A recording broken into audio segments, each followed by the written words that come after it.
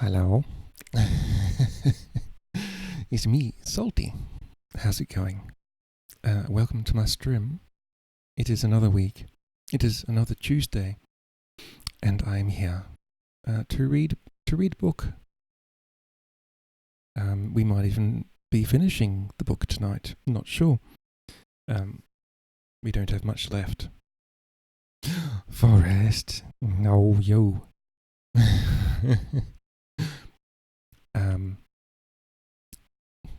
But first, I hope everyone's had a nice day or a nice night. Sweet, salty.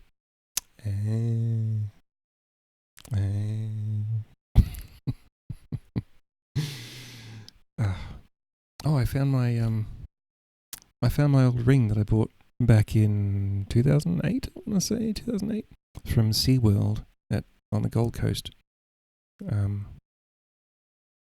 It's a spinny ring. I know they call them fidget rings now, but back then they were just called spinny rings.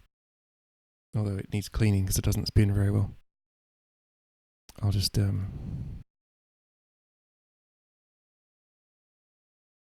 That's like 4 years ago exactly. There you go. See, it goes spinny, wee, like that.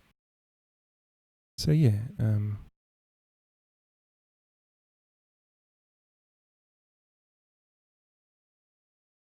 Okay, there we go. Yeah. It's kind of cool because I can just, it only fits on this finger, which is not.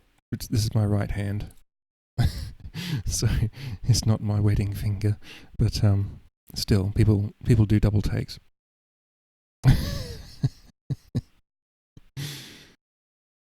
But yes, I've been looking at. I saw there are NB rings you can get on wedding thing. Yeah, you know what I mean. You know what I mean. You know what I mean.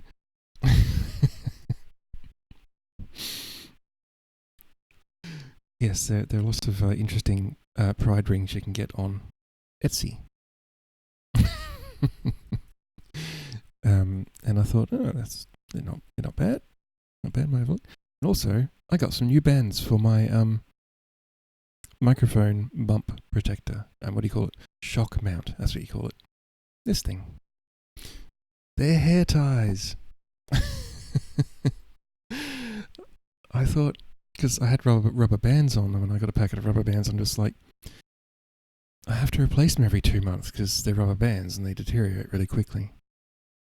So I thought, I can go in Bits and Bob's shop next to where I do grocery shopping, and they had hair ties. I'm just like, all these colours.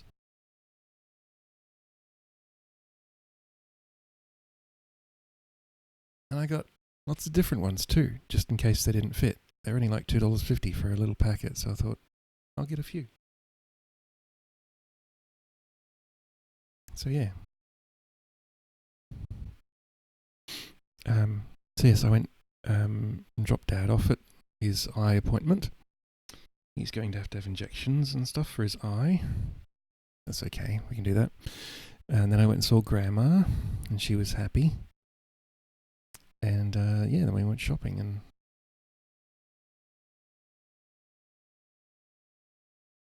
then I took a nap because I didn't get any sleep last night. So yes, just a day of running around today. It's Big Mug today, yep.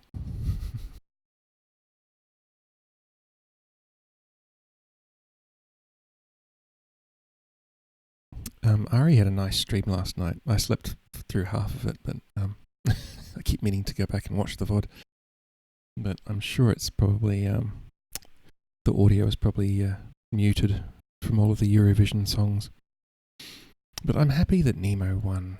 Nemo kind of did, like, it wasn't like they did such a great job. So yes, there's a lot of controversy, but what I'm trying to say is that Nemo did very well, and use your words, Salty.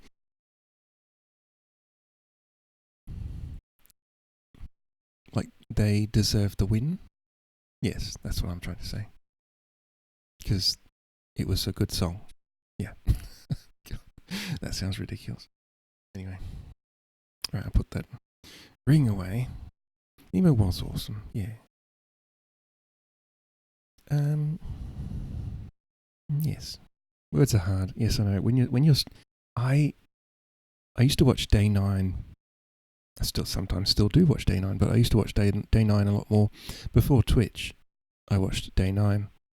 And he was on YouTube, I think, at the time. And he was trying to stream and like play the games, and he never did as well in the games when he was streaming like live or whatever, or when I was watching his VODs. And I never got it. Like, how hard can it be to talk and play a game at the same time? It's incredibly hard to talk and think.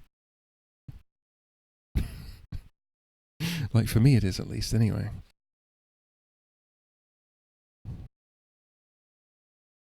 So, yeah. Also, if you've never had a look at Day 9, I recommend him. He's done a lot of good stuff. He even did like an end of year stream where the entire stream he talked about this fantasy fiction book he would write if he had the time and money. And it turned out to be just a giant pun.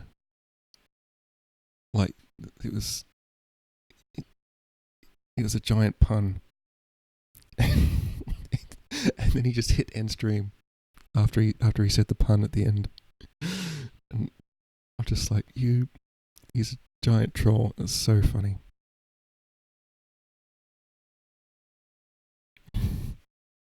The other one he did was talking about, I think it was something called Graham's number. I think it was Graham's number or something like that. It's like the biggest number you could possibly get, fitting all of the, if you took every molecule in the universe to represent, like, to use as storing this number, that's kind of like Graham's number. And then at the end, he turned it into a your mama joke. He said, it's still not as big as your mama. And then he ended his stream. I'm just like, oh my God. Day 9.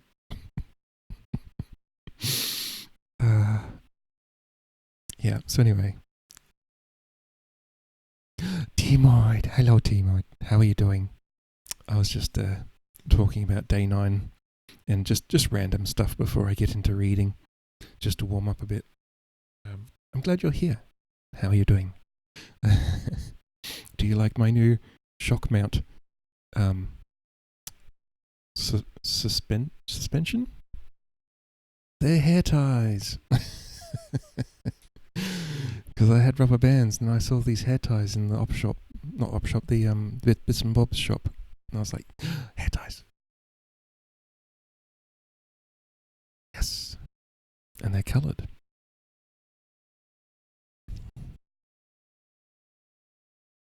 Hello, the best Timo. Yeah.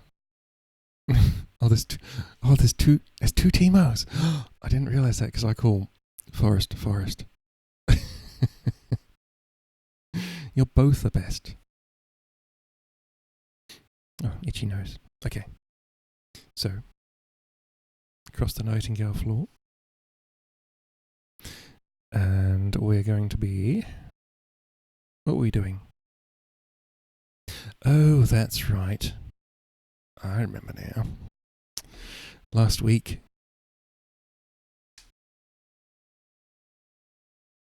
they were getting ready for the big event. They were all in Aida's castle in the city of Inuyama. And Shigeru and Takeo was ready to go and assassinate Lord Aida. And then, at the last moment, Kenji betrayed him to the tribe because the tribe felt that it was a suicide run, so they were going to grab him before he made the run. So Kenji betrayed him, and there was a fight in the street, and then they grabbed him, and that was it. He's gone. And then the chapter after that, we went back to Keide's point of view, and she was like, "What's happening? she was talking to her maid Shizuka. And Shizuka was like, I don't know, something was supposed to happen last night, which didn't. And they're all kind of panicking because they were expecting, well, Shizuka was expecting an assassination attempt, and it never happened because Takeo was kidnapped.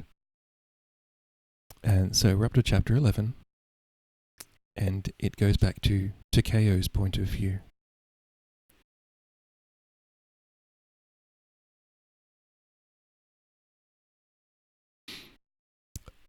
I was unconscious for a few moments only. Let me just adjust this. Here we go. When I came round, I was in the dark, and guessed at once I was inside the cart. There were at least 2 people inside with me. One, I could tell from his breathing, was Kenji. The other, from her perfume, one of the girls. They were pinioning me, 1 arm each. I felt terribly sick, as though I'd been hit on the head. The movement of the cart didn't help. I'm going to vomit, I said, and Kenji let go of 1 arm. The sickness half rose in my throat as I sat up. I realized the girl had let go of my other arm. I forgot about vomiting in my desperate desire to escape. I threw myself, arms across my head, at the hinged opening of the cart. It was firmly fastened from the outside. I felt the skin on one hand tear against a nail. Kenji and the girl grabbed me, forcing me down as I struggled and thrashed. Someone outside called out, a sharp, angry warning. Kenji swore at me. Shut up. Lie still. If the Tohan find you now, you're dead. But I had gone beyond reason. When I was a boy, I used to bring wild animals home. Fox cubs, stoats, baby rabbits. I could never tame them. All they wanted, blindly, irrationally, was to escape. I thought of that blind rush now. Nothing mattered to me except that Shigeru should not believe I had betrayed him. I would never stay with the tribe. They would never be able to keep me. Shut him up, Kenji whispered to the girl as he struggled to hold me still, and under her hands the world went sickening and black again. The next time I came round, I truly believed I was dead and in the underworld. I could not see or hear. It was pitch dark and everything had gone completely silent. Then feeling began to return. I hurt too much, all over, to be dead. My throat was raw. One hand throbbed, the other wrist ached where it had been bent backwards. I tried to sit up, but I was tied up in some way, loosely with soft bindings, just enough to restrain me.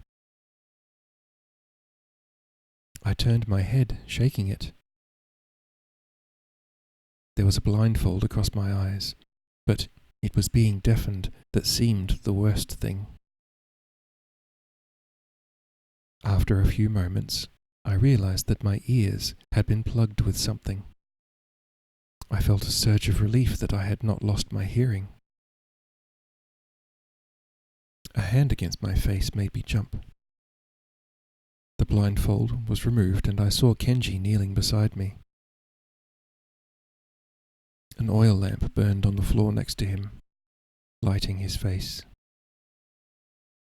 I thought fleetingly how dangerous he was. Once he had sworn to protect me with his life.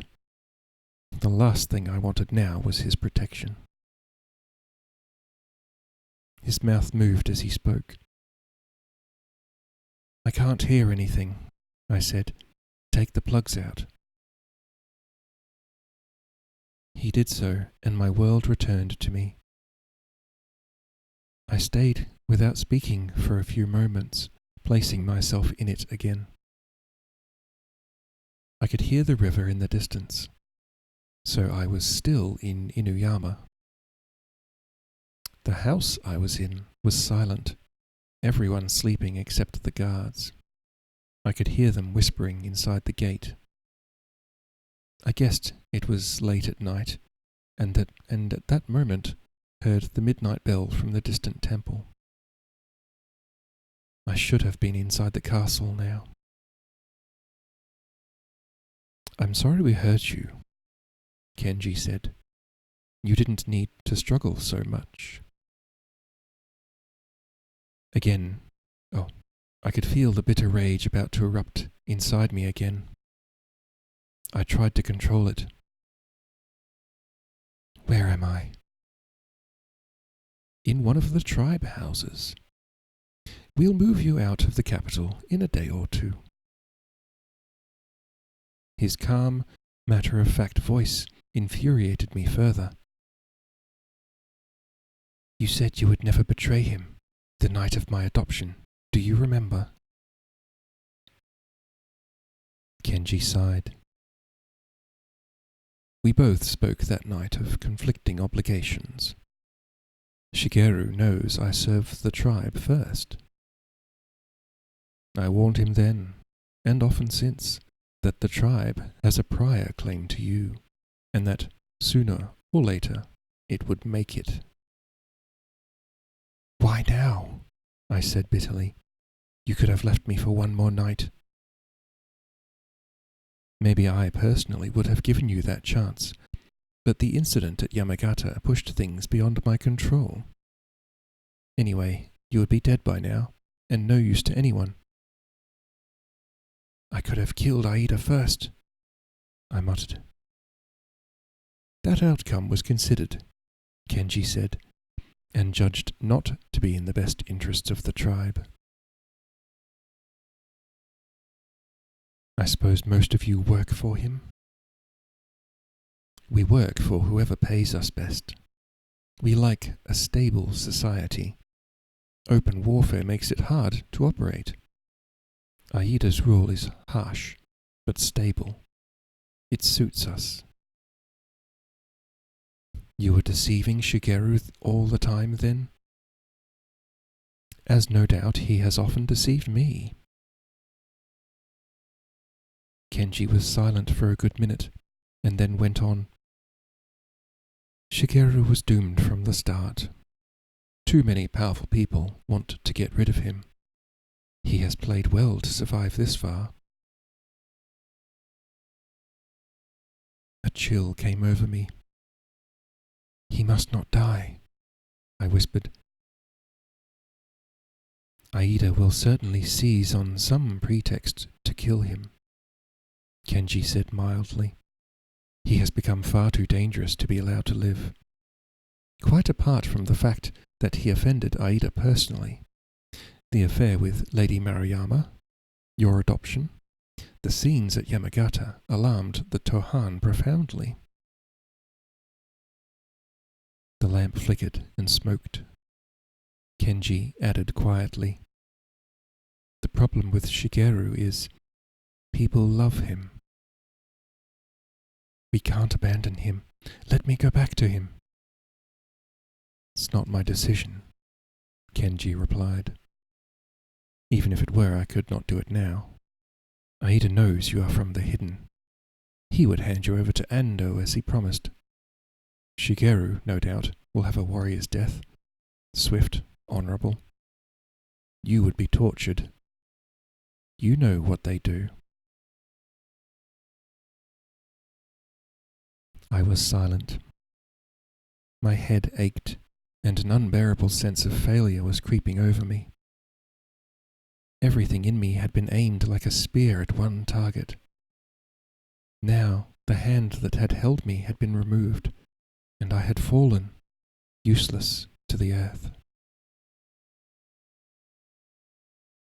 "Give up, Takeo," Kenji said, watching my face. It's over. I nodded slowly. I might as well pretend to agree. I'm terribly thirsty. I'll make some tea. It will help you sleep. Do you want anything to eat? No. Can you untie me? Not tonight, Kenji replied. I thought about that while I was drifting in and out of sleep, trying to find a comfortable position to lie in with my hands and feet tied. I decided it meant Kenji thought I could escape once I was untied, and if my teacher thought I could, then it was probably true. It was the only comforting thought I had, and it did not console me for long. Towards dawn it began raining. I listened to the gutters filling, the eaves dripping. Then the cocks began to crow and the town woke. I heard the servants stirring in the house, smelled smoke as fires were lit in the kitchen. I listened to the voices and the footsteps and counted them, mapping the layout of the house, where it stood in the street, what was on either side. What? Oh.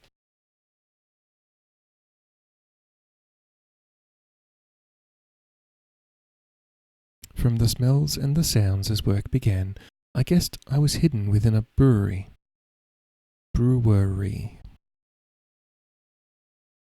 One of the big merchant houses on the edge of the castle town. The room I was in had no exterior windows. It was as narrow as an eel's bed and remained dark even long after sunrise. The wedding was to be held the day after tomorrow. Would Shigeru survive till then? And if he was murdered before, what would happen to Kaede? My thoughts tormented me. How would Shigeru spend these next 2 days? What was he doing now? Was he thinking of me? The idea that he might imagine I had run away of my own free will was agony to me. And what would be the opinion of the Otori men? They would despise me. I called to Kenji that I needed to use the privy. He untied my feet and took me there. We stepped out of the small room into a larger one, and then downstairs into the rear courtyard. A maid came with a bowl of water and helped me wash my hands. There was a lot of blood on me, more than seemed likely from the one cut from the nail. I must have done some damage with my knife to someone. I wondered where that knife was now. When we went back into the secret room, Kenji left my feet untied. What happens next? I asked. Try and sleep longer. Nothing will happen today. Sleep? I feel as if I will never sleep again. Kenji studied me for a moment and then said briefly, It will all pass. If my hands had been free, I would have killed him. I leapt at him as I was, swinging my bound hands to catch him in the side. I took him by surprise, and we both went flying, but he turned beneath me as quick as a snake and pinioned me to the ground. If I was enraged, so now was he. I'd seen him exasperated with me before, but now he was furious. He struck me twice across the face, real blows that shook my teeth and left me dizzy. Give up, he shouted. I'll beat you into it if I have to. Is that what you want? Yes, I shouted back. Go ahead and kill me. It's the only way you'll keep me here. Well, he's getting Kenji mad.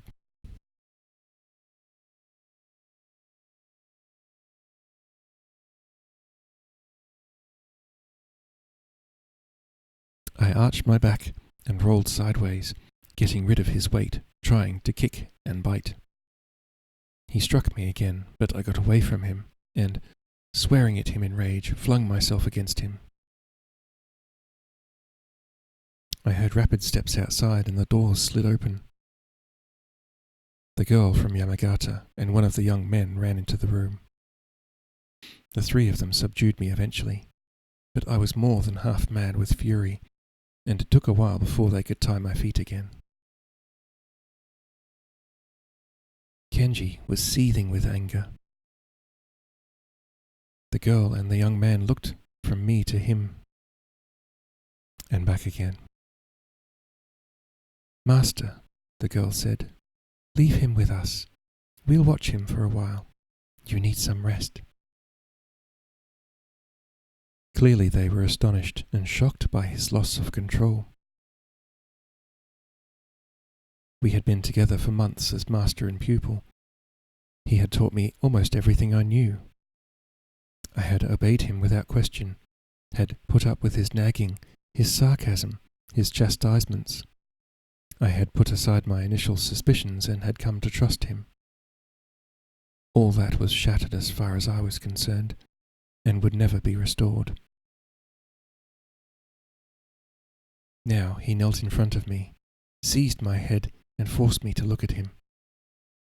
"I'm trying to save your life," he shouted.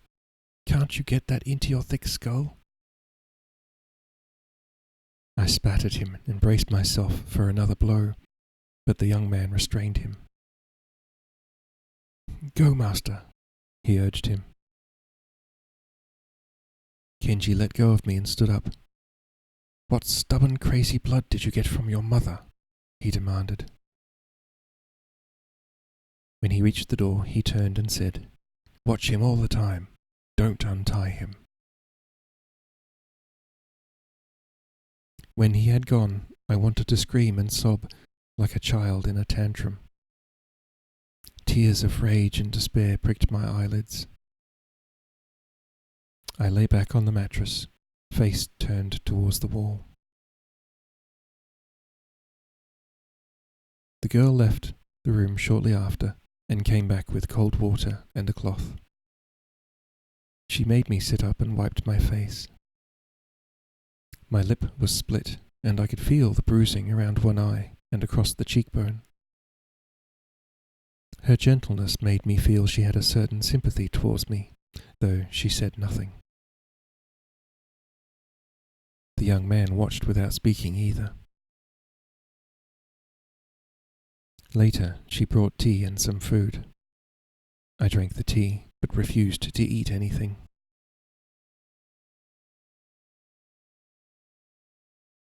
"Where's my knife?"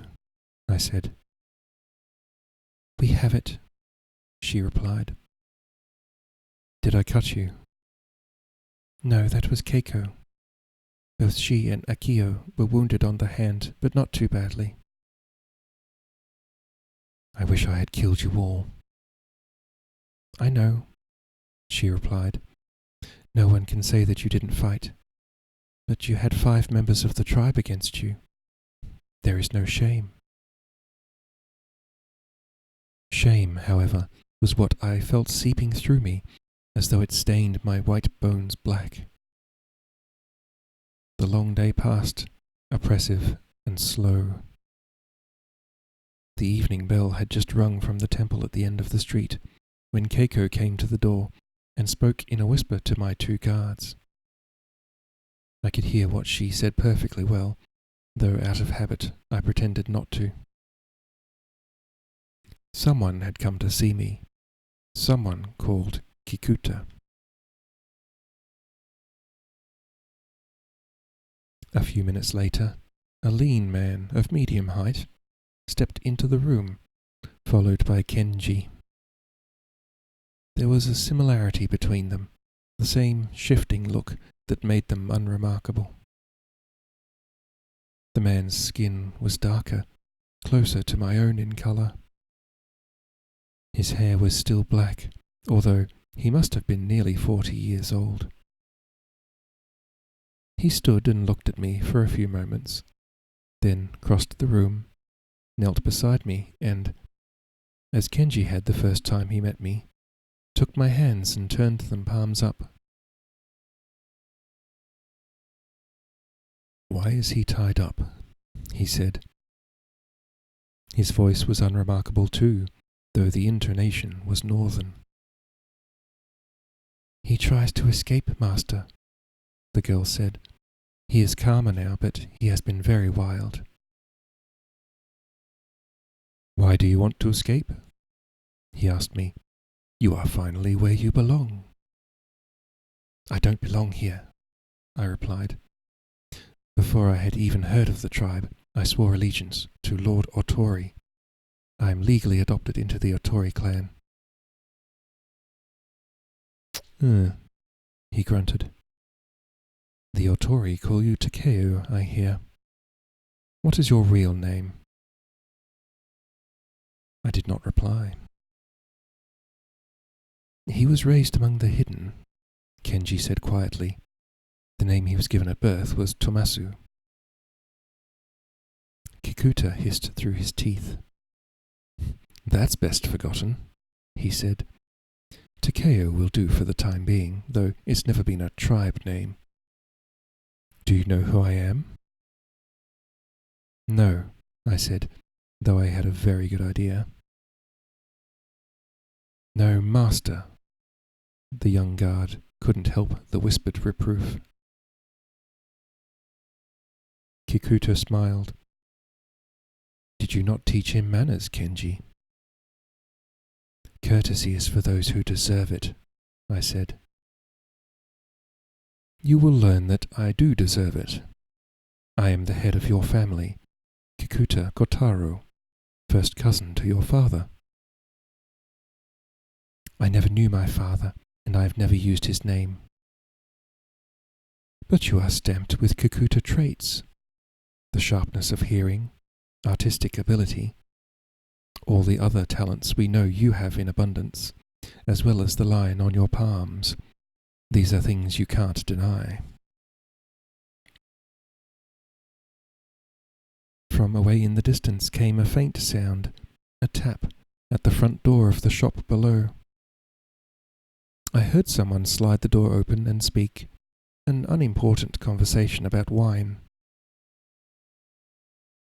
Kikuta's head had also turned slightly. I felt something, the beginnings of recognition. "Do you hear everything?" I said.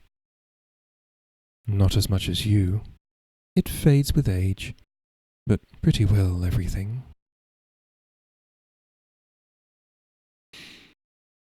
At Teriyama, the young man there, the monk, said, "Like a dog."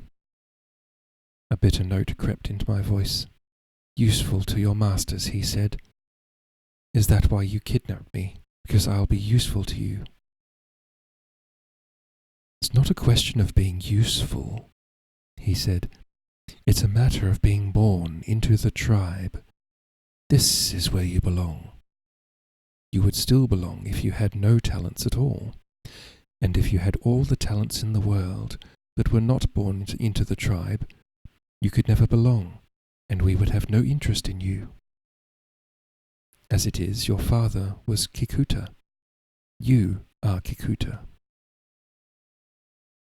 I have no choice." He smiled again. "It's not something you choose, any more than you chose to have sharp hearing." This man was calming me in some way as I had calmed horses, by understanding my nature. I had never met anyone before who knew what it was like to be Kikuta. I could feel it exerting an attraction on me. "Suppose I accept that. What will you do with me?" "Find you somewhere safe, in another fief, away from the Tohan while you finish your training." don't want any more training. I'm done with teachers. Muto Kenji was sent to Hagi because of his long-standing friendship with Shigeru. He has taught you a lot, but Kikuta should be taught by Kikuta. I was no longer listening. Friendship? He deceived and betrayed him. Kikuta's voice went quiet. You have great skills, Takeo, and no one's doubting your courage or your heart. It's just your head that needs sorting out. You have to learn to control your emotions. So I can betray old friends as easily as Muto Kenji? The brief moment of calm had passed. I could feel the rage about to erupt again. I wanted to surrender to it because it was only rage that wiped out shame. The two young people stepped forward, ready to restrain me, but Kikuta waved them back. He himself took my bound hands and held them firmly. Look at me, he said.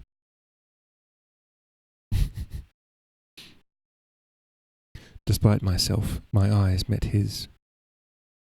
I could feel myself drowning in the whirlpool of my emotions, and only his eyes kept me from going under.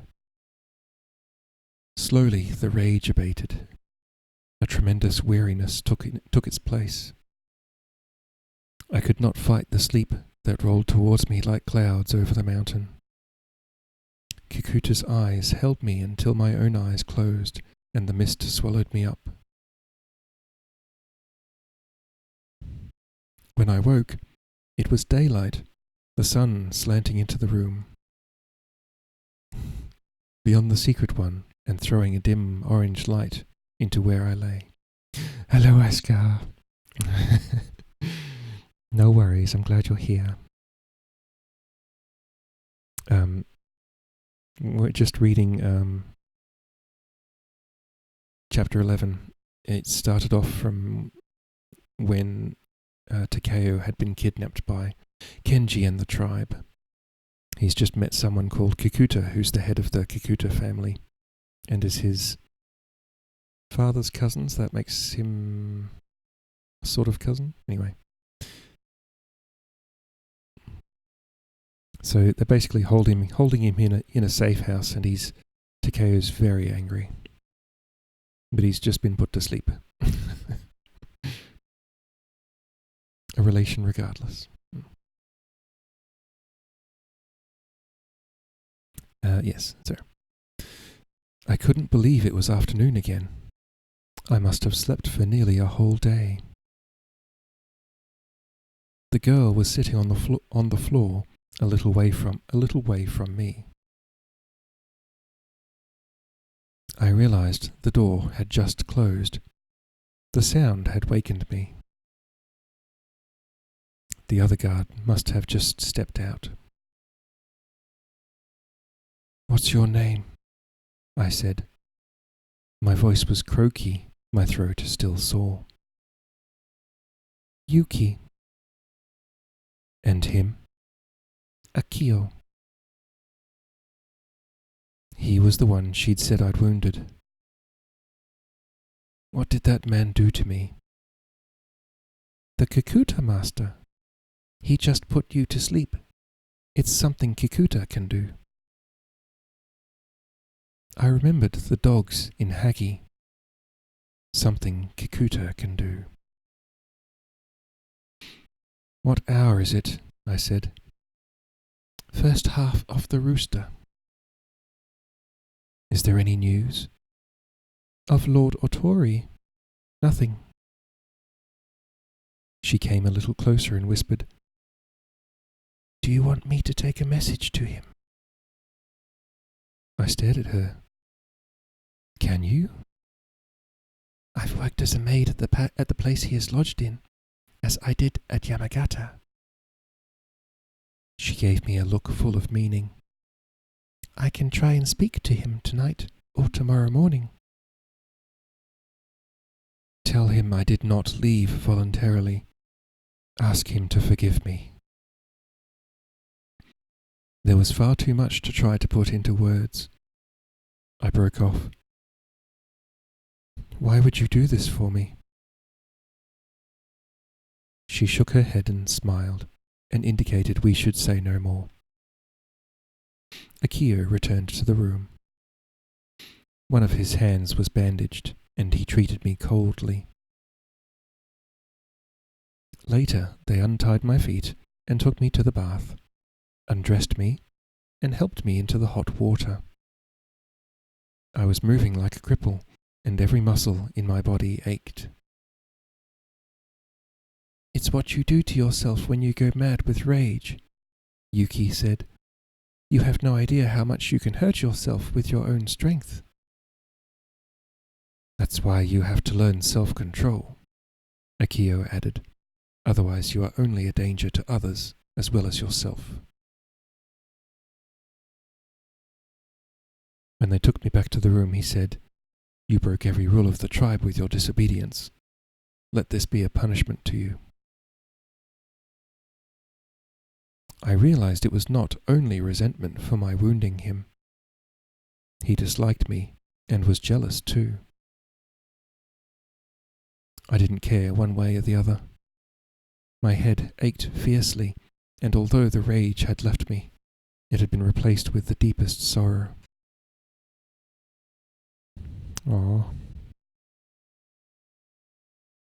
My guards seemed to accept that some sort of truce had been reached, and left me untied. I was in no condition to go anywhere. I could hardly walk, let alone climb out of windows and scale roofs. I ate a little, the first food I had taken in 2 days. Yuki and Akio left, their places taken by Keiko and the other young man, whose name was Yoshinori. Keiko's hands were also bandaged. They both seemed as hostile towards me as Akio. We did not talk at all. I thought of Shigeru and prayed that Yuki would be able to speak to him. Then I found myself praying in the manner of the hidden, the words coming unbidden onto my tongue. I had absorbed them after all with my mother's milk. Like a child, I whispered them to myself, and maybe they brought me comfort, for after a while I slept again deeply.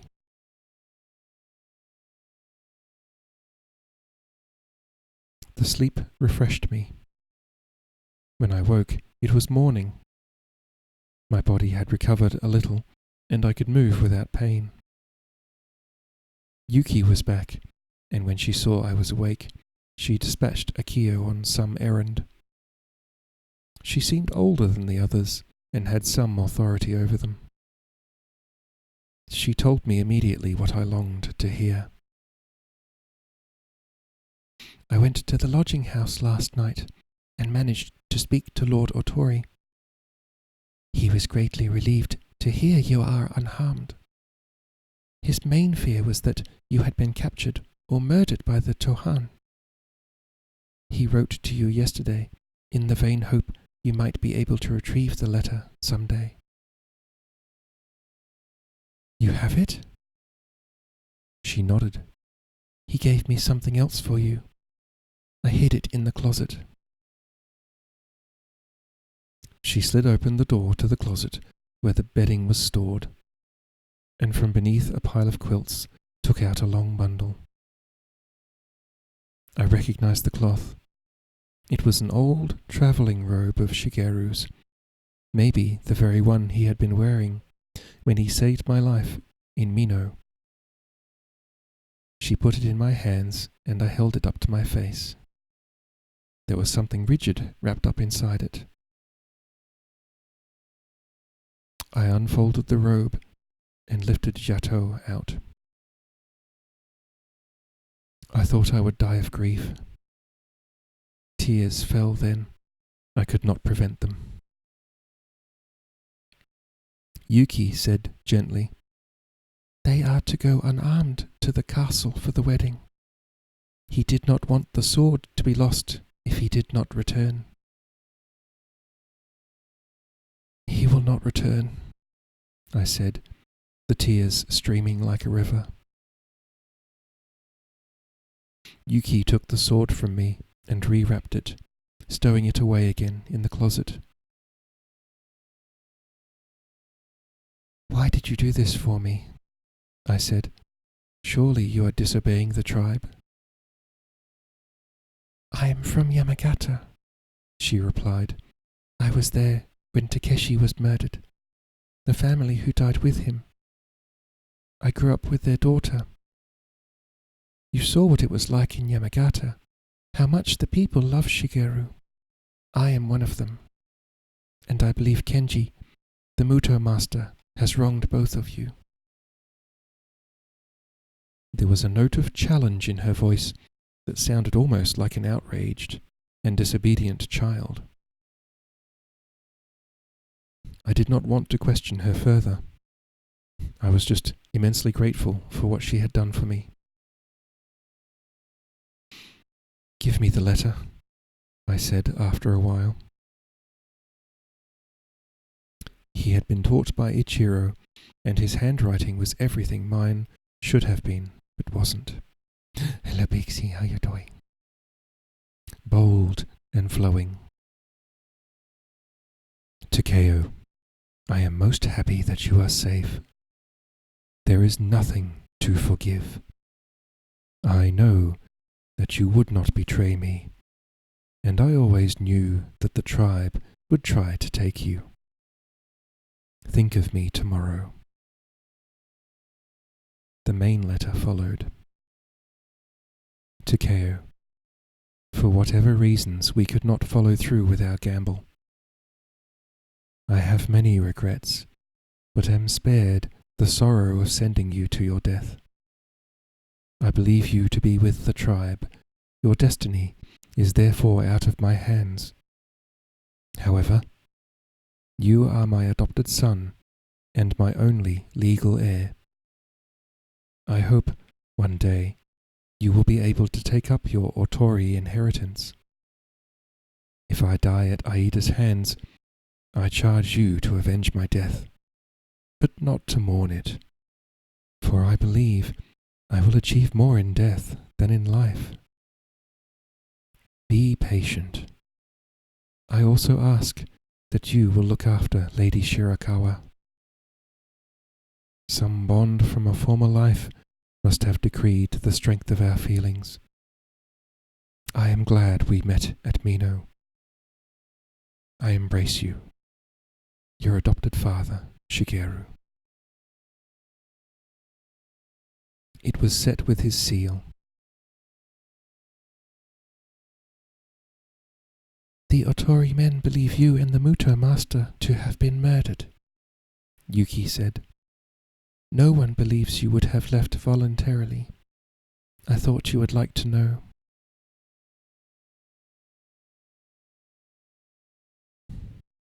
I thought of them all, the men who had teased and spoiled me, taught me and put up with me, been proud of me, and still thought the best of me. They were going to certain death, but I envied them, for they would die with Shigeru, while I was condemned to live, starting with that terrible day. Every sound from outside made me start. At one time, soon after midday, I thought I heard far in the distance the clash of swords and the screams of men, but no one came to tell me anything. An oppressive and unnatural silence settled over the town. My only consolation was the thought of Yato, lying hidden within arm's reach. Many times I was on the point of seizing the sword and fighting my way out of the house, but Shigeru's last message to me had been to be patient. Rage had given way to grief, but now, as my tears dried, grief gave way to determination. I would not throw away my life unless I took Aida with me. Around the hour of the monkey, I heard a voice in the shop below. My heart stopped, for I knew it was news of some sort. Keiko and Yoshinori were with me, but after about 10 minutes, Yuki came and told them they were to go. She knelt beside me and put her hand on my arm. Muto Shizuka has sent a message from the castle. The masters are coming to speak to you. Shizuka is Keide's servant. Is he dead? No. Worse. He is captured. They will tell you. He is to kill himself? We speak English in this channel, thanks.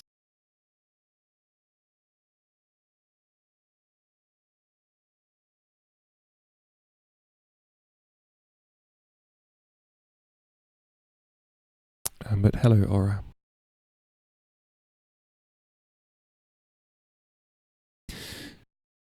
Yuki hesitated. She spoke swiftly without looking at me. Aida has accused him of harboring a member of the Hidden, of being one of them himself. Ando has a personal feud against him and is demanding punishment. Lord Otori has been stripped of the privileges of the warrior class and is to be treated as a common criminal. Aida would not dare, I said. He has already done it. I heard footsteps approaching from the outer room as outrage and shock sent energy flooding through me. I leapt at the closet and pulled out the sword, drawing it in the same movement from the sheath. I felt it cleave to my hands. I raised it above my head. Hello, Sunny Day Enjoyer. How you doing?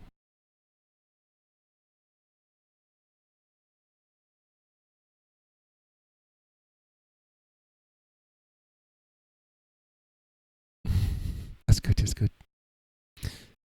I raised it above my head. Kenji and Kikuta stepped into the room.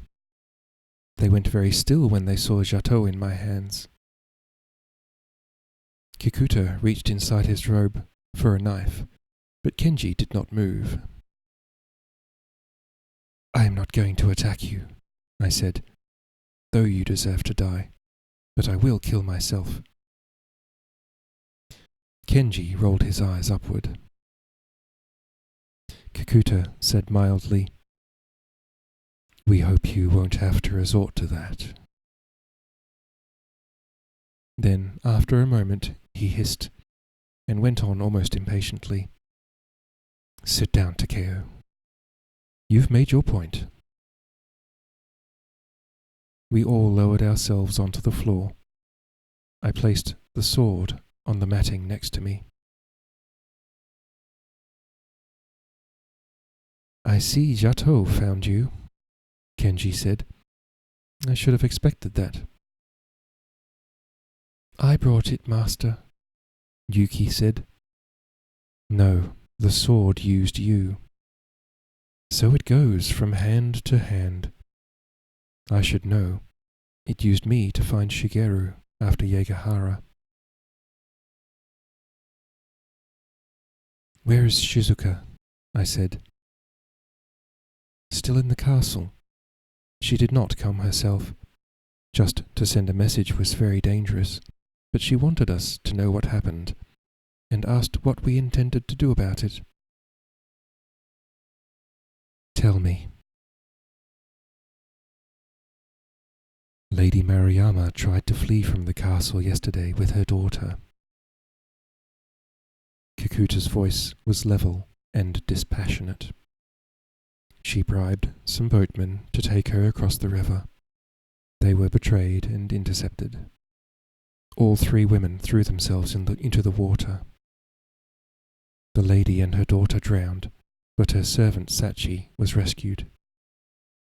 Better for her that she had drowned, for she was then tortured until she revealed the relationship with Shigeru, the alliance with Arai, and the lady's connection with the hidden.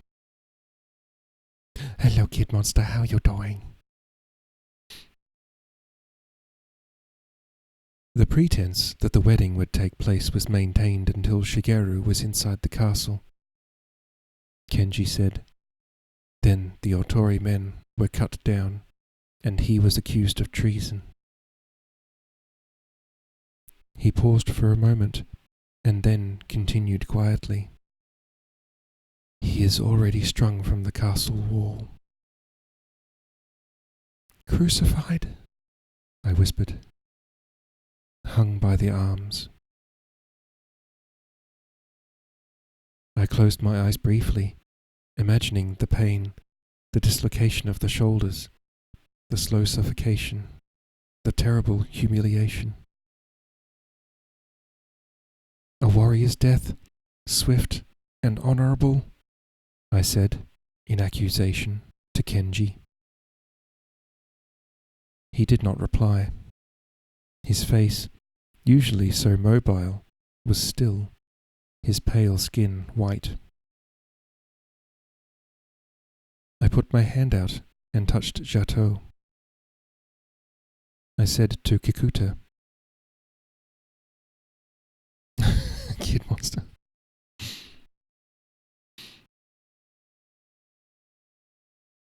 I said to Kikuta, "I have a proposition to put to the tribe. I believe you work for whoever pays you the most. I will buy my services from you with something you seem to value. That is my life and obedience. Let me go tonight and bring him down. In return, I will give up the name of Otori and join the tribe. If you don't agree, I will end my life here.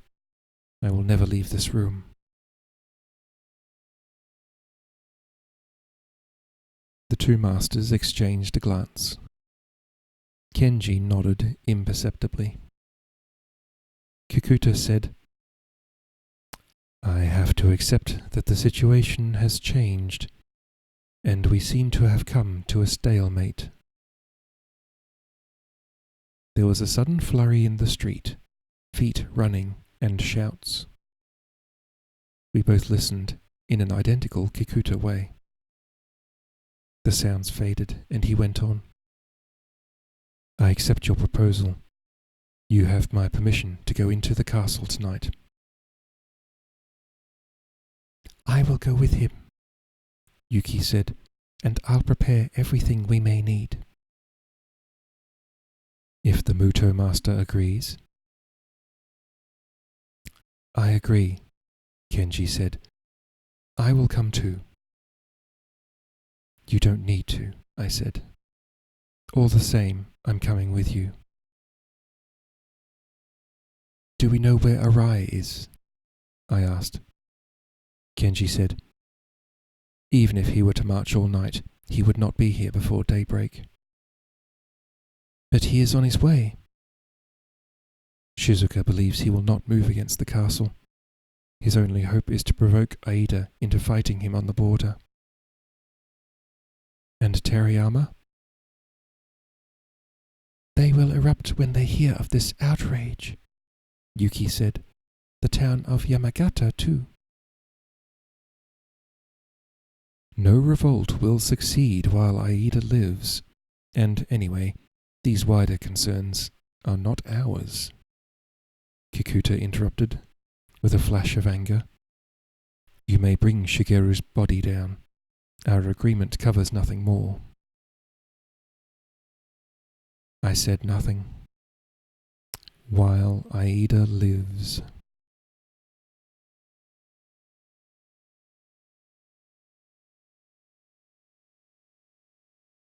Dot, dot, dot.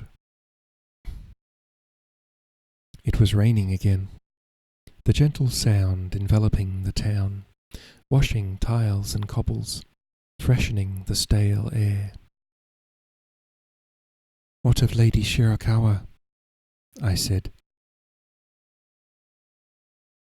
Shizuka says she is in shock but calm. No suspicion seems to be attached to her, apart from the blame that goes with her unfortunate reputation. People say she is cursed, but she is not suspected of being part of the conspiracy. Sachi, the servant, was weaker than the Tohan thought, and she escaped their torture into death before, it seems, incriminating Shizuka. Did she reveal anything about me? Kenji sighed.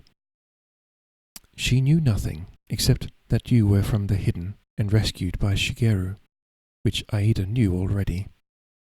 He and Nando think Shigeru adopted you purely to insult them, and that you fled when you were recognized. They do not suspect your tribe identity, and they do not know of your skills. That was one advantage. Another was the weather and the night. The night. The rain lessened to a drizzling mist. The cloud cover was dense and low, completely obscuring the moon and stars.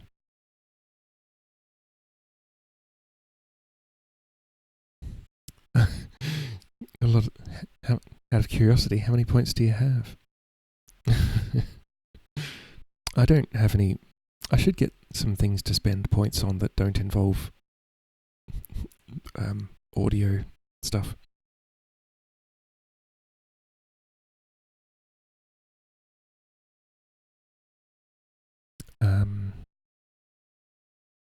Yeah.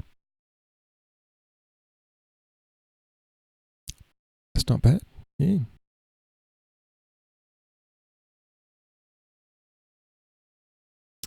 And the third was the change that had come over me.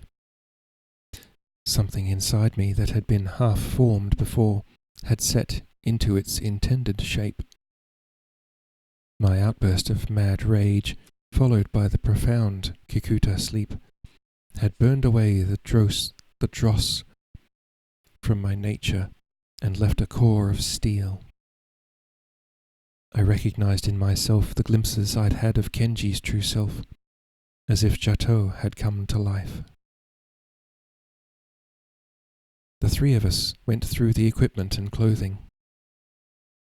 After that I spent an hour exercising. My muscles were still stiff, though less sore. My right wrist bothered me the most. When I'd raised Jato before, the pain had shot back to the elbow. In the end, Yuki strapped it up for me with a leather wrist guard. Towards the second half of the Hour of the Dog, we ate lightly and then sat in silence, slowing breathing and blood. We darkened the room to improve our night vision. An early curfew had been imposed, and after the horsemen had patrolled the streets, driving people inside, the streets were quiet. Around us the house sang its evening song, dishes being cleared away, dogs fed, guards settling down for the night watch.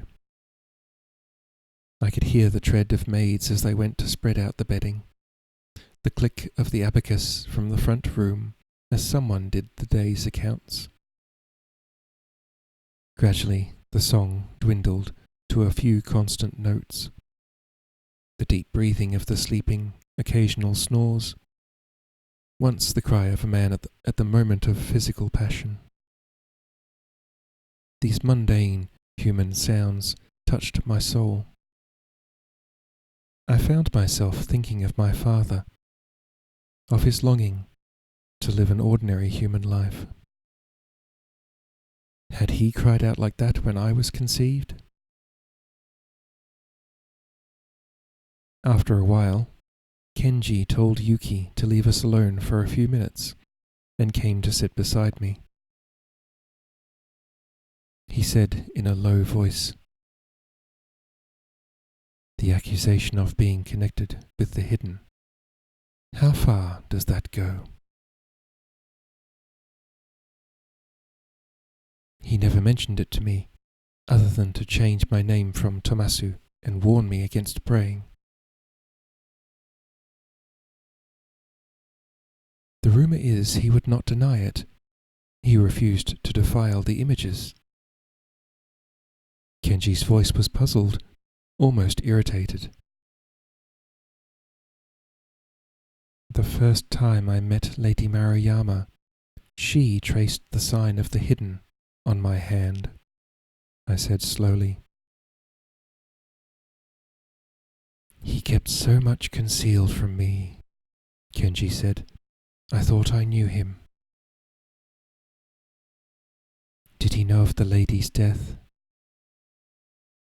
Apparently Aida told him with delight. I thought about this for a few moments. I knew Shigeru would have refused to deny the beliefs Lady Maruyama held so deeply. Whether he believed them or not, he would never submit to Aida's bullying. And now he was keeping the promise he had made to her in Shigawa. He would marry no other woman, and he would not live without her. I couldn't know Aida would treat him like this, Kenji said. I felt he was trying to excuse himself in some way, but the betrayal was too great for me to forgive. I was glad he was coming with me, and thankful for his skills, but after this night I never wanted to see him again.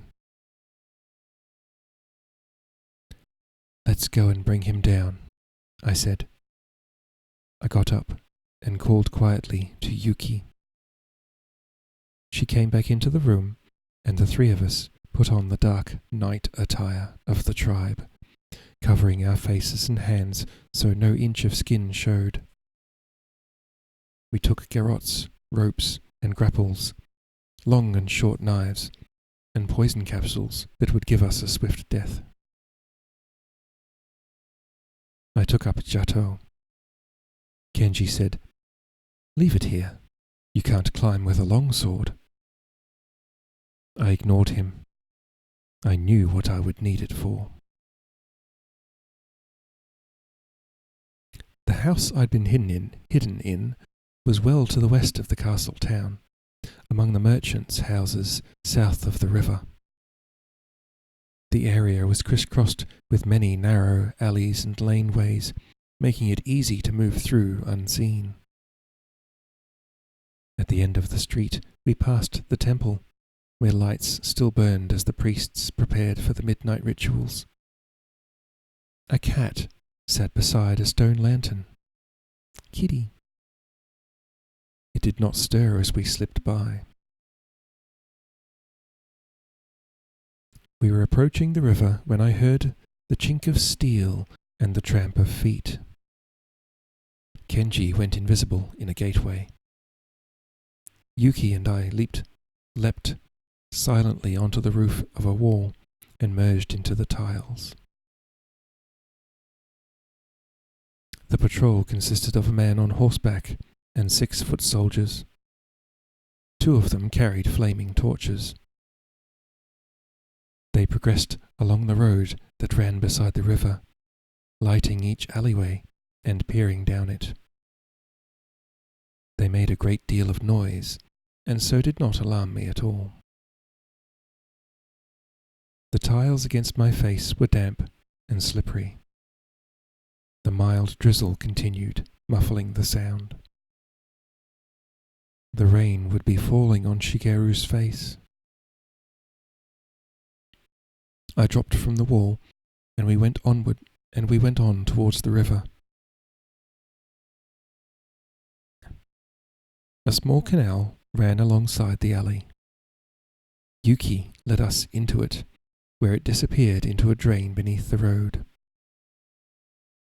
We crawled through it, disturbing the sleeping fish, and emerged where it flowed into the river, the water masking our footsteps. The dark bulk of the castle loomed in front of us. The cloud cover was so low that I could barely make out the highest towers. Between us and the fortification wall lay the first river, then the moat. "Where is he?" I whispered to Kenji. "On the east side, below Aida's palace, where we saw the iron rings." Bile rose in my throat. Fighting it back, I said, "Guards?" "In the corridor immediately above, stationary. On the ground, below, patrols." As I had done at Yamagata, I sat and looked at the castle for a long time. None of us spoke. I could feel the dark Kikuta self rising, flowing into vein and muscle. So would I flow into the castle and force it to give up what it held. I took Jato from my belt and laid it on the bank, hiding it in the long grass. "Wait there," I said silently. "I will bring your master to you." We slipped one by one into the river and swam beneath the surface to the far bank. I could hear the first patrol in the gardens beyond the moat. We lay in the reeds until it had passed, then ran over the narrow strip of marshland and swam in the same way across the moat. The first fortification wall rose straight from the moat. At the top was a small tiled wall that ran all the way round the garden in front of the residence, and the narrow strip of land behind, between the residence walls and the fortification wall. Kenji dropped onto the ground to watch for patrols, while Yuki and I crept along the tiled roof to the southeast corner. Twice we heard Kenji's warning crickets chirp and went invisible on top of the wall, while the patrols passed below us. I knelt and looked upwards. Above me was the row of windows of the corridor at the back of the residence. They were all closed and barred, save one closest to the iron rings from which Shigeru was suspended, a rope around each wrist. His head hung forward on his chest, and I thought he was already dead. But then I saw that his feet were braced slightly against the wall, taking some of the weight from his arms. I could hear the slow rasp of his breath. He was still alive. The Nightingale Floor sang. I flattened myself back onto the tiles. I heard someone lean from the window above, and then a cry of pain from Shigeru as the rope was jerked and his feet slipped. "Dance, Shigeru! It's your wedding day!" the guard jeered. What an ass.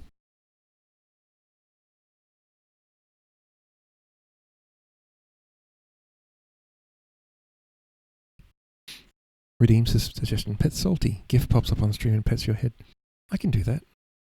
Total ass, yeah.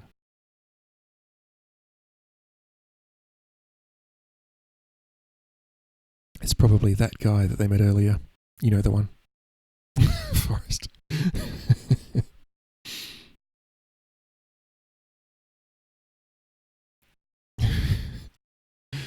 It amazes me the variety of emotes that are on Twitch that just happen to pop up.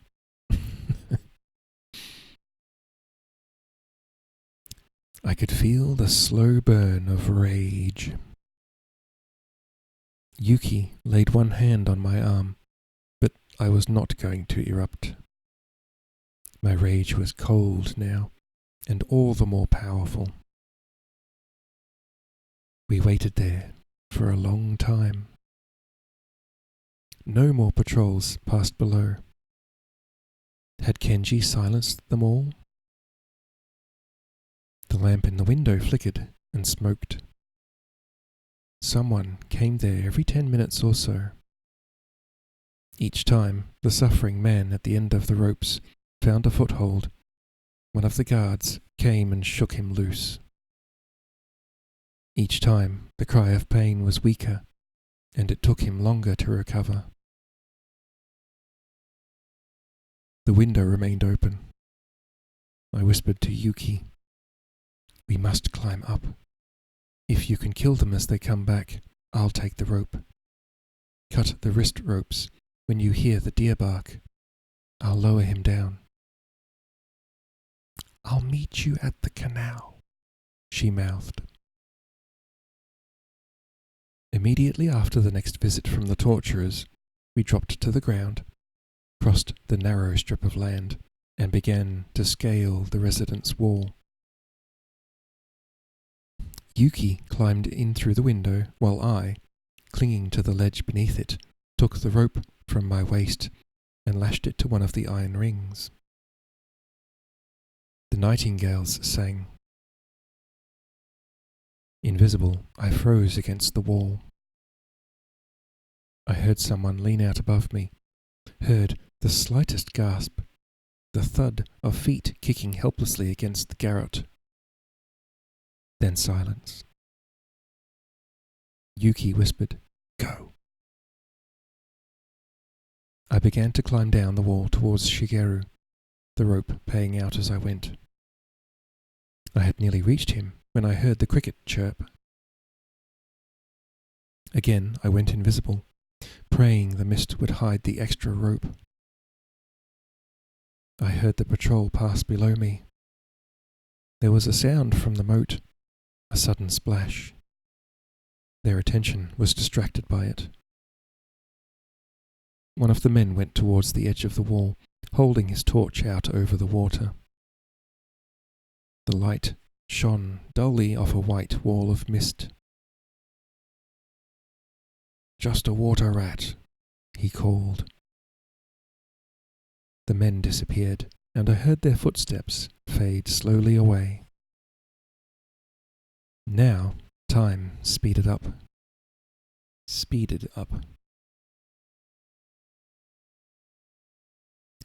I knew another guard would soon appear above me. How much longer could Yuki kill them off one by one? The walls were slippery, the rope even more so.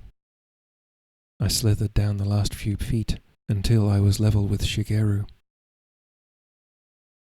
His eyes were closed, but he either heard or felt my presence.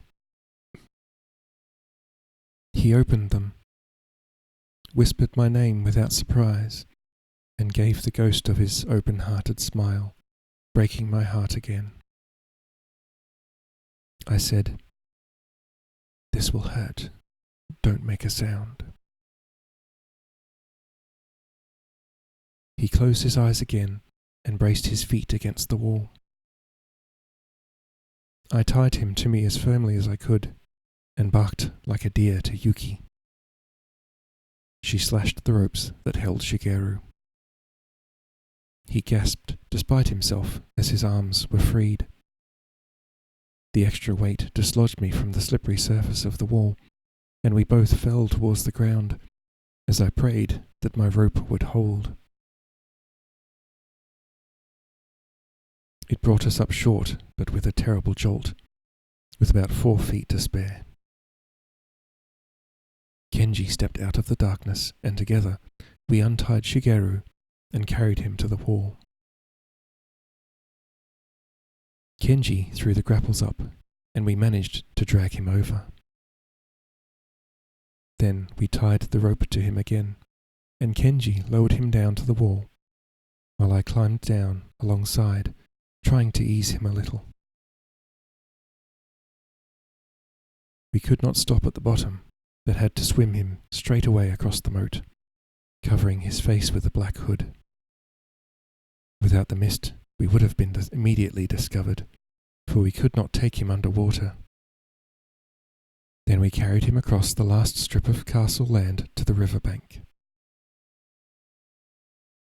By this time he was barely conscious, sweating from pain, his lips raw where he had bitten them to prevent himself from crying out. Both his shoulders were dislocated, as I had expected, and he was coughing up blood from some internal injury. It was raining more heavily. A real deer barked as we startled it, and it bounded away, but there was no sound from the castle. We took Shigeru into the river and swam gently and slowly to the opposite bank. I was blessing the rain, for it masked us, muffling every sound, but it also meant that when I looked back at the castle, I could see no sign of Yuki. When we reached the bank, we laid him down in the long summer grass. Kenji knelt beside him and took off the hood, wiping the water from his face. "Forgive me, Shigeru," he said. Shigeru smiled but did not speak. Summoning up his strength, he whispered my name. "I'm here."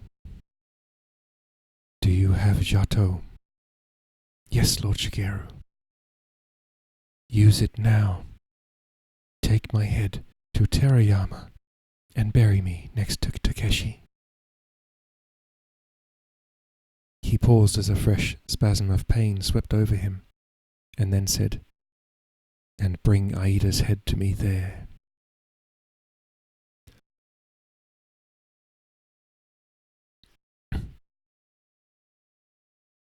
As Kenji helped him to kneel, he said quietly,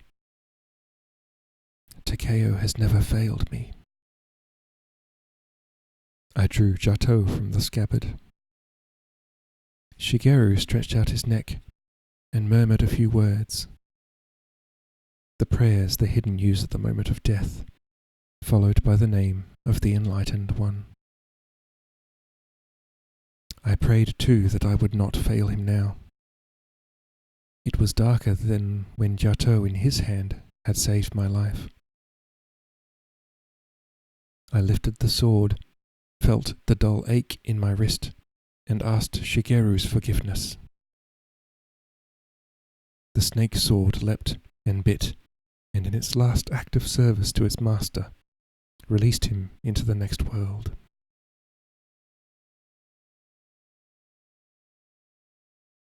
The silence of the night was utter. The gushing blood seemed monstrously loud. We took the head, bathed it in the river, and wrapped it in the hood, both dry-eyed, beyond grief or remorse. There was a movement below the surface of the water, and seconds later Yuki surfaced like an otter. With her acute night vision, she took in the scene, knelt by the body, and prayed briefly. I lifted the head, how heavy it was, and put it in her hands. "Take it to Terayama," I said. "I will meet you there." She nodded, and I saw the slight flash of her teeth as she smiled. "We must all leave now," Kenji hissed. "It was well done, but it's finished. First I must give his body to the river." I could not bear to leave it unburied on the bank. I took stones from the mouth of the canal and tied them into the loincloth that was his only garment. The others helped me carry him into the water. I swam out to the deepest part of the river and let go, feeling the tug and drift as the body sank. Blood rose to the surface, dark against the white mist, but the river carried it away. I thought of the house in Hagi, where the river was always at the door, and of the heron that came to the garden every evening. Now Otori Shigeru was dead. My tears flowed, and the river carried them away as well. But for me, the night's work was not finished. I swam back to the bank and picked up Jato. There was hardly a trace of blood on the blade. I wiped it and put it back in the scabbard. I knew Kenji was right. It would hamper my climbing, but I needed Jato now. I did not say a word to Kenji, and nothing to Yuki beyond, "I'll see you in Teriyama." Kenji whispered, "Takeo," but without conviction. He must have known nothing would stop me. He embraced Yuki swiftly. It was only then I realized that she was, of course, his daughter. He followed me back into the river. End of chapter 11.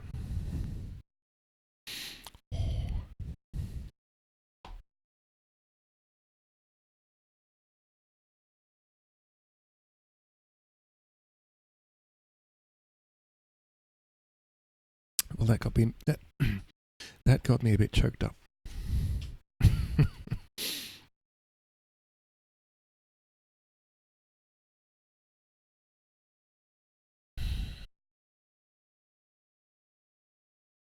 Okay, let's see. Should I try and finish this tonight?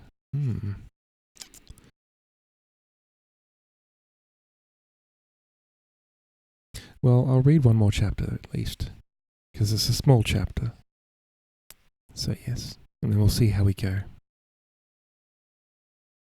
Chapter 12. We go back to Keide's point of view, inside the castle. Oh, that's right, Aska. I'm just thinking about timing, that's all. But this is a short chapter. It's not whether I have the spoons, it's whether I have the voice.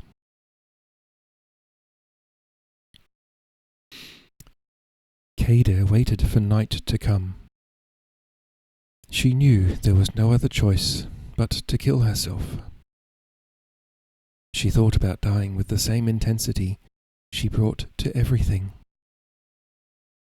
Her family's honor had depended on the marriage, so her father had told her.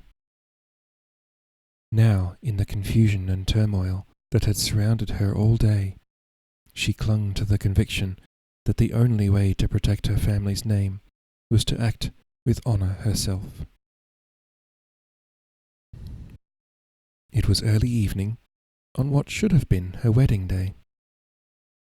She was still dressed in the robes that the Tohan ladies had prepared for her.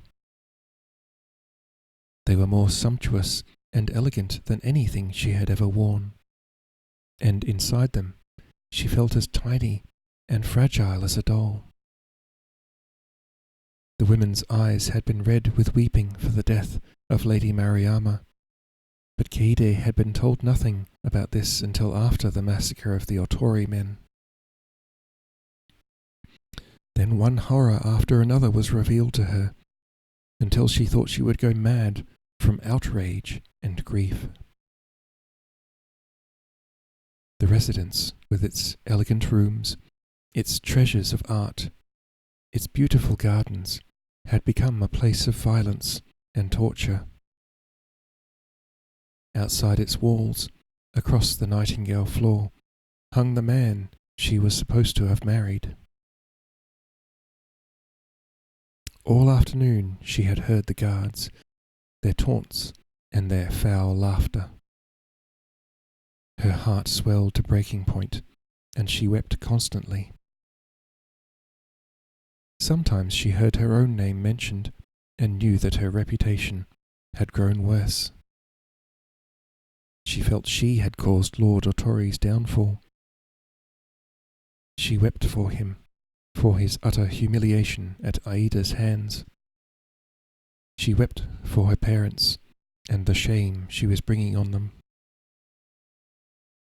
Just when she thought she had cried her eyes dry, the tears welled and streamed down her face again. Lady Mariama, Mariko, Sachi, they were all gone, swept away by the current of Tohan violence. All the people she cared about were either dead or vanished. And she wept for herself because she was 15 years old and her life was over before it had begun. She mourned the husband she would never know, the children she would never bear, the future that the knife would put an end to.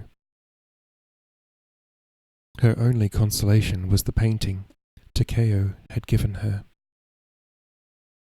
She held it in her hand and gazed on it constantly. Soon she would be free, like the little bird of the mountain.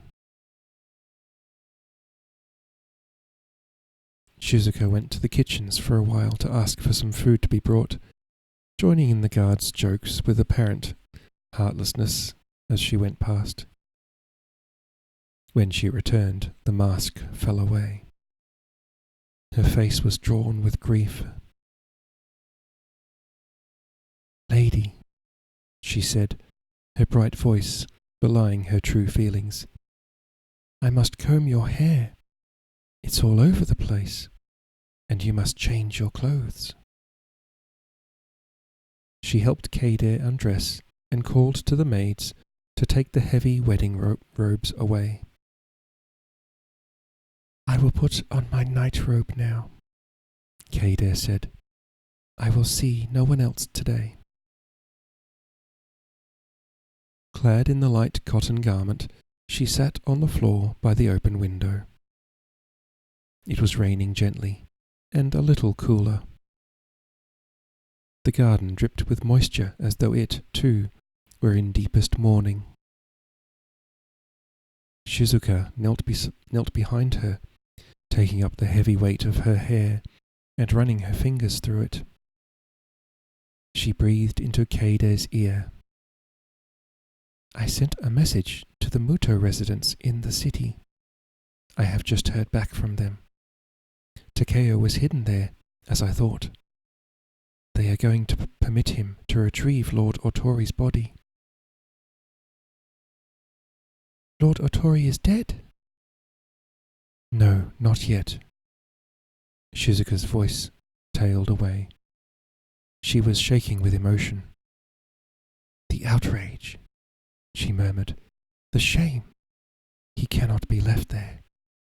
Takeo must come for him." Kaede said, "Then he too will die today." "My messenger is also going to try to reach Arai," Shizuka whispered, "but I do not know if he can arrive in time to help us." "I never believed anyone could challenge the Tohan," Kaede said. "Lord Aida is invincible. His cruelty gives him power." She gazed out of the window at the falling rain, the grey mist that enshrouded the mountains. "Why have men made such a harsh world?" she said in a low voice. A string of wild geese flew overhead, calling mournfully. In the distance beyond the walls, a deer barked. Kaede put her hand to her head. Her hair was wet with Shizuka's tears. "When will Takeo come?" "If he does, late at night." There was a long pause, and then Shizuka said, "It is a hopeless venture." Kaede did not reply. "I will wait for him," she promised herself. "I will see him once more." She felt the cool handle of the knife inside her robe. Shizuka noticed the movement, drew her close and embraced her. Forest. "Don't be afraid. Whatever you do, I will stay with you. I will follow you into the next world." They held each other for a long time. Exhausted by emotion, Kaede slipped into the stage of bewilderment that accompanies grief. She felt as if she were dreaming and had entered another world, one in which she lay in Takeo's arms, without fear. Only he can save me, she found herself thinking. Only he can bring me back to life. Later, she told Shizuka she would like to bathe and asked her to pluck her eyebrows and scrub her feet and legs smooth. She ate a little and then sat in outwardly composed silence, meditating on what she had been taught as a child, remembering the serene face of the enlightened one at Terayama. Have compassion on me, she prayed. Help me to have courage. The maids came to spread the beds. Keide was getting ready to lie down and had placed the knife underneath the mattress. It was well into the hour of the rat, and the residents had fallen silent, apart from the distant laughter of the guards when they heard footsteps making the floor chirp. There was a tap on the door. Shizuka went to it and immediately dropped to the ground. Keide heard Lord Abe's voice. He has come to arrest Shizuka, she thought in terror. Shizuka said, It's very late, Lord. Lady Shirakawa is exhausted. But Abe's voice was insistent. His footsteps retreated. Shizuka turned to Keide and just had time to whisper, Lord Aida wishes to visit you, before the floor sang again.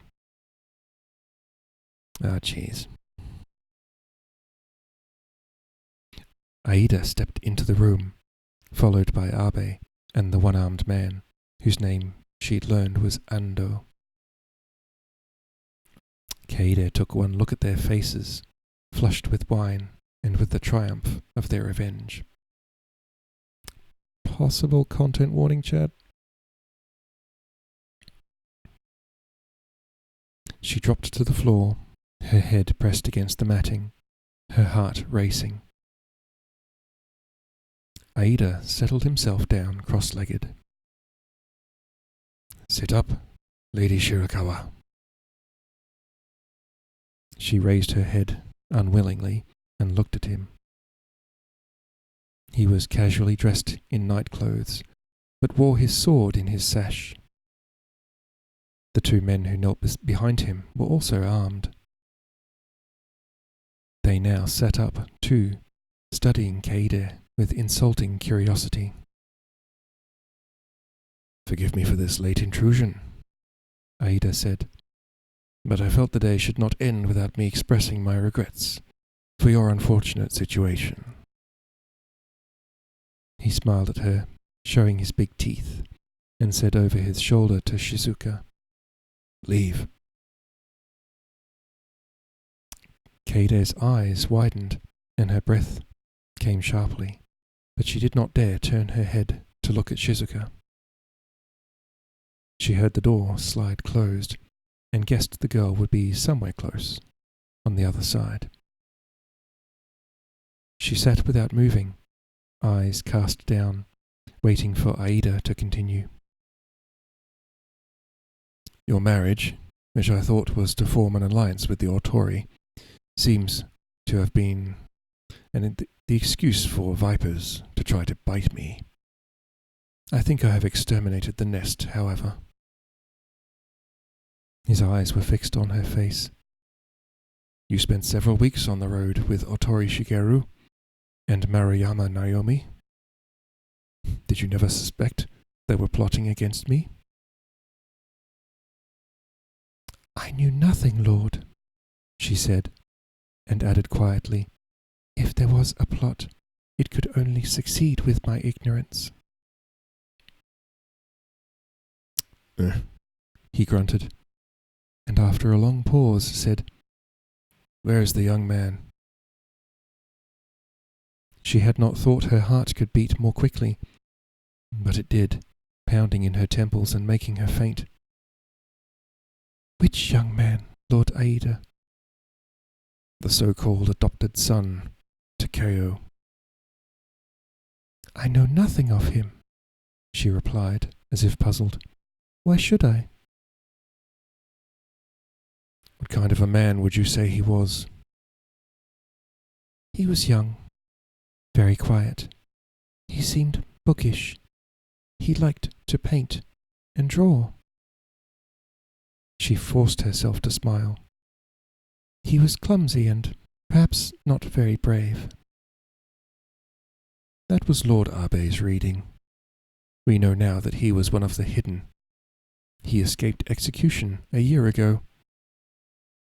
Why would Shigeru not only harbour, but adopt a criminal like that, except to affront and insult me?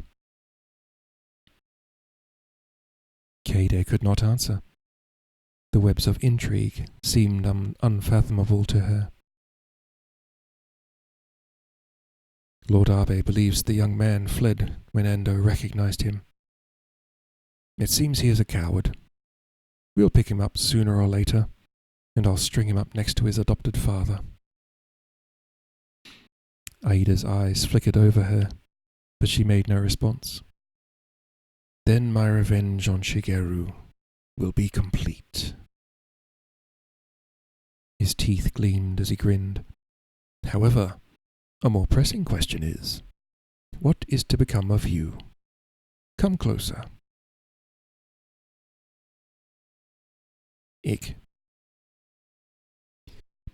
Keide bowed and moved forward. Her heartbeat had slowed. Indeed, seemed almost to have stopped. Time slowed too. The night became more silent. The rain was a gentle hiss.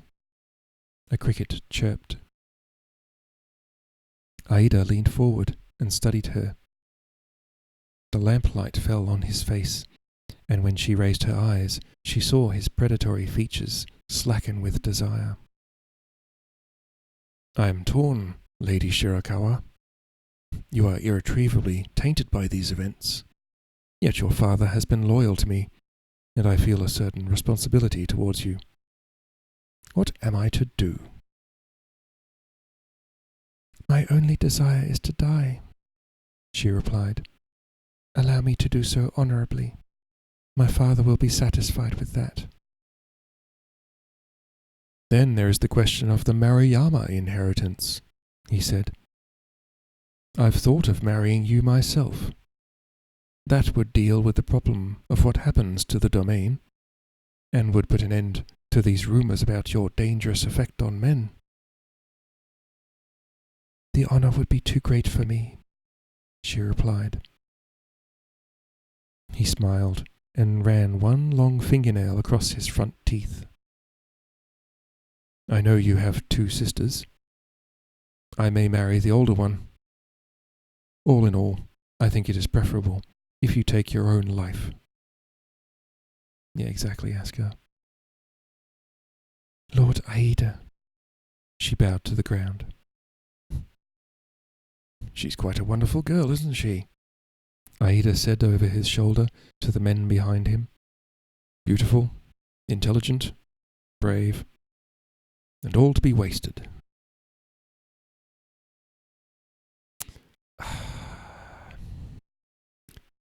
She sat upright again, her face turned away from him, determined to show nothing to him.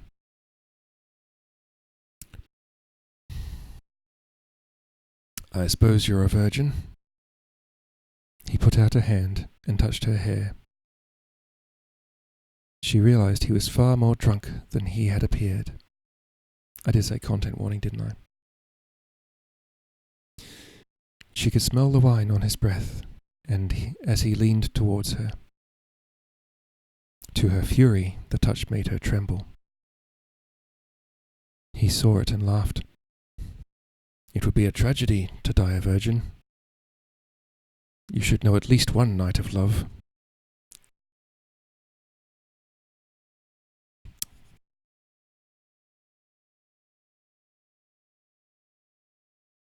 Okay.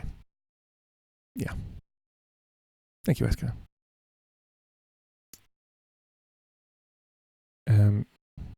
Keide stared at him in disbelief. She saw then all his depravity, how far he had descended into the pit of lust and cruelty. His great power had made him arrogant and corrupt. She felt as if she were in a dream in which she could see what was going to happen, but was powerless to prevent it.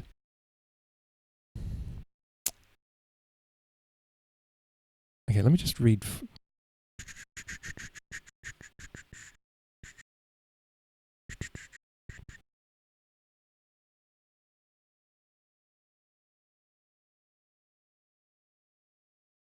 Yeah, it might be difficult to listen to, but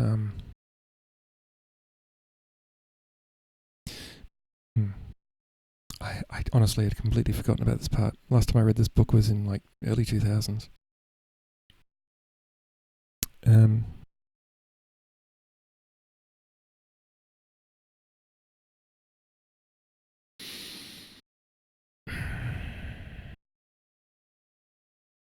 I'm debating whether actually reading it or just giving Take you a fucking sip, babes. giving you the footnotes.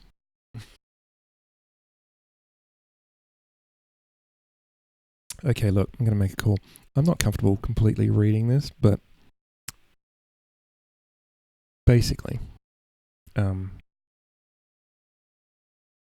she protests.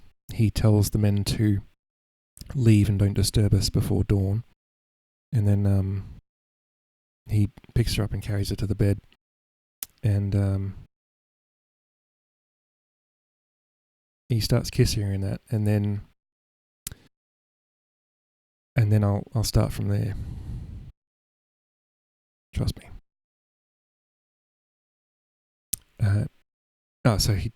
Okay, good. Here we go. His mouth on hers drove her nearly mad with disgust. She threw her arms back over her head, and he grunted in appreciation as her body arched against his. With her left hand, she found the needle in her right sleeve. As he lowered himself onto her, she drove the needle into his eye. He gave a cry indistinguishable from a moan of passion. Pulling the knife from beneath the mattress with her right hand, she thrust it upwards. His own weight, as he fell forwards, took it into his heart.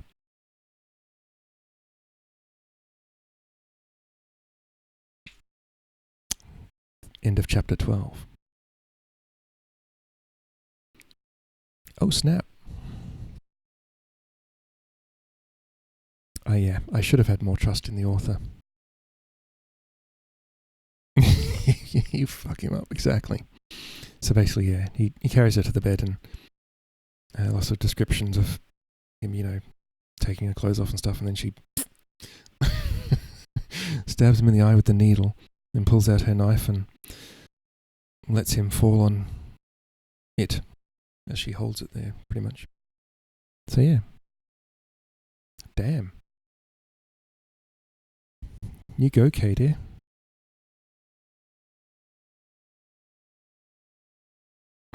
I think there's one chapter left, which I'll probably read tomorrow night, but I think that's a very good place to leave it. Even though the book needs finishing off, I'll do that tomorrow night. But yes, I was very glad that it only went as far as it did. I was like sweating. I'm just like, do I read this? Do I want to read this? There was a few paragraphs in the Count of Monte Cristo where there was a sexual assault, but I didn't read that at all because it was I can't remember whether it was graphic, but what happened was just bloody awful. I'm just like, this is horrible. This is supposed to be an adventure story, not,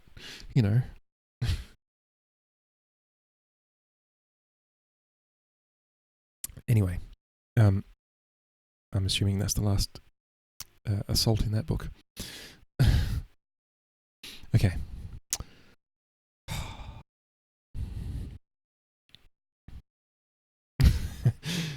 thank you all for getting. Sure, hope so. Yeah, there's only one chapter left. Thank you for putting the pin up as well, Asker. Who is live? We have Ari. We have a fascinating fangirl who's playing Little Kitty Big City.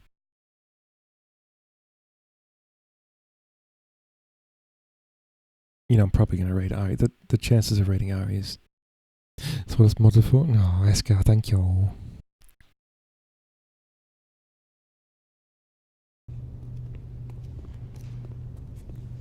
I might raid...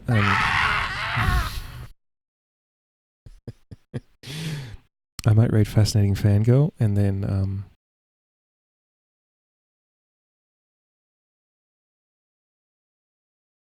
you know my routine.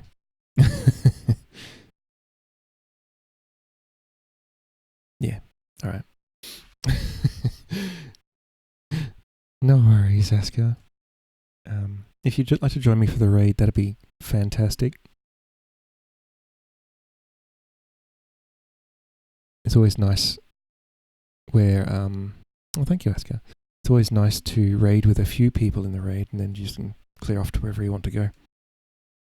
Alright, so we're going to raid Fascinating Fangirl. There's raid commands, thank you, Asker. Shout out to the... Oh, copy paste. Fascinating Fangirl is playing Little Kitty Big City, which is what Ali was playing earlier. Glory to you and your house. Right.